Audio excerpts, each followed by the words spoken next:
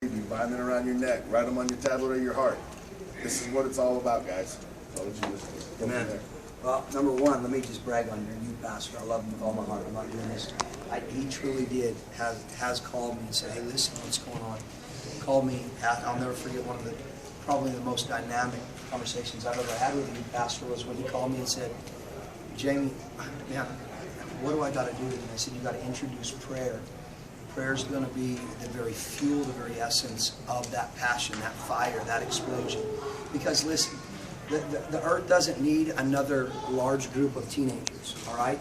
Go to a football game on the weekend. Go to a parking lot at the Taco Bell on a Friday night. You know, our kids are going to gather and mingle and just really do nothing, just hang out. That's not what hype needs to be. Hype needs to be a place where kids can come and be changed and come and receive love and be encouraged and receive friendship. You know, it should be that place that moves, you know, that you guys aren't just friends when you meet on youth service, but you're friends outside, that you're hanging out, that you're pulling other people into your group. That's what God did. You know, when Jesus walked, they didn't just walk on the fields and all of a sudden say, okay, hey, listen, Jesus, great teaching, let's go hang out over here. And I found a kid with 2 fish and 5 loaves, and let's make enough food for us. What did he do?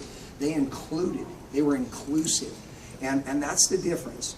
When you really have the love, if you're going to let the love of God consume you, you're going to begin to love people that you don't even know. You're going to begin to love people that don't deserve to be loved. You're going to love people that don't want to be loved. But what will happen is you'll begin to be consumed with His love, and you'll want to include them. But there's 2 different types of ministries. There's inclusive and exclusive. And there's a lot of exclusive ministries that just, oh, they're awesome, but they don't feel, and nobody feels included. Nobody feels welcome. That's not what hype should be about. Hype should be about including people. Well, in order to include people, you have to be a part of it. Okay? Because you can invite somebody until they actually accept that invitation and want to be a part of it. That's the same way. Let me break it down now on a spiritual level. How many times do you need to be invited to be a part of something that's going to change your life before you actually let what you've been invited to change your life? And that's Jesus. That's prayer. That's reading your word. It's more than just being a part of a great youth ministry. There are great youth ministries all over the world, but there are very few youth ministries that are actually doing something, that are changing their world, changing their cities. Let me ask you this question. Is hype talked about the night after youth ministry across the whole school? I mean, talked about. Is it, if it's not the conversation of every teenager in that school, you have work to do. And even at that moment, if it is being talked about, is it being talked about right or is it being talked about wrong? What's being said about hype? You know, it should be a place where kids don't want to miss. It should be a place where teenagers don't want to not show up to. And so that's going to start with you. Your passion for the Lord is going to be contagious. So you got to be contagious. You got to be hungrier. You got to be thirstier. Can I tell you, are you that youth ministry where kids are pulled to? Are they literally just drawn to it? If not, then it's got to start changing with you. And so how's your prayer life? How's your Bible reading? Okay? If I was to say prayer, now let me ask you this. If I was to say the word prayer, how much time is enough time? How much prayer time is enough time? Who's been saved the longest in this group? They're a quiet group today. Who's been saved the longest? No. I'm not talking about me and the leaders. You, teenagers. You guys. The original group. You've been saved the longest? No. Probably not the longest, but I've been saved for a long time. How long? I guess. Probably Jayme, ever since I was like 6. You're 6. Jeremy, who's Jeremy? How long you been saved? I was saved when I was 11. I was 7 years. 7 years ago? Or 6, yeah. 6 years ago? And how old are you now? 14. So you've been saved about the same, 7 years or so? Anybody have been saved longer than that, living for God? How long? For me? No, right? 7. 7, so you're all about the same. How long is enough prayer time? Really? I don't know. Okay? It could be as long as you want. It can be as long as you want. Right? Because if you could spend time on a video game for about 5 hours, you know, you should be able to spend time in the Bible. Absolutely. Bible, reading, because there's a difference between reading the Bible and studying the Bible, right?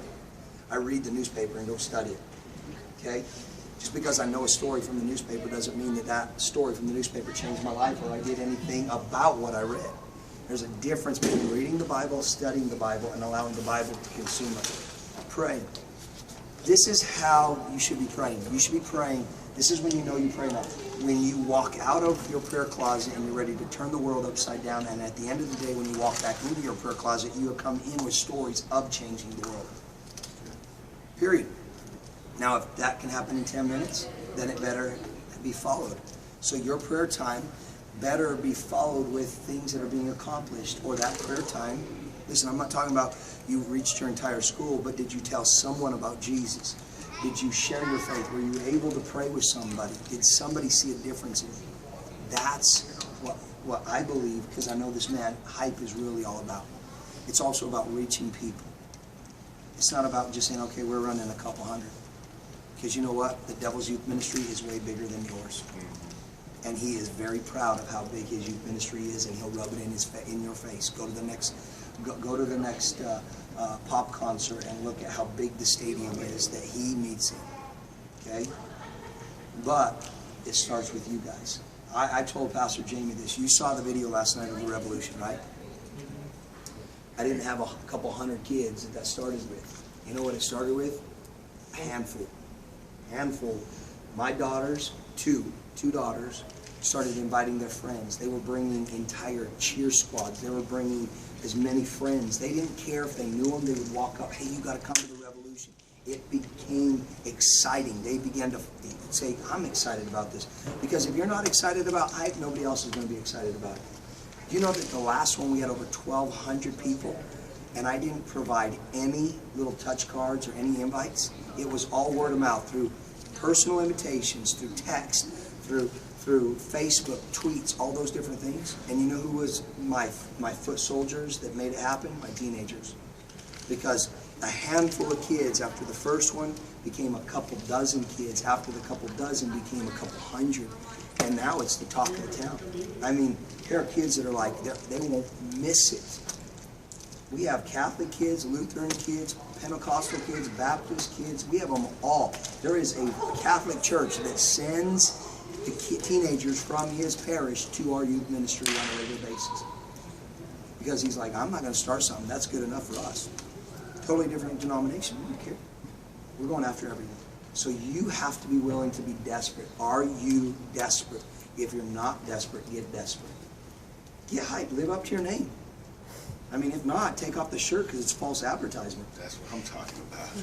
Come on, right? Don't take off your shirt. I don't want to see what's underneath. And I've already thrown up once today. I don't want to do Snap. What were you going to say? Ben, what were you going to say? Wait, you keep on calling that one the last one. Are you stopped doing it No. anymore? Or is that the last one until you came here? The last one until we come here. We do another one September 24th. We're expecting 2,000 at that one. Where's it at? It's in Pueblo, Colorado. Colorado. It's not even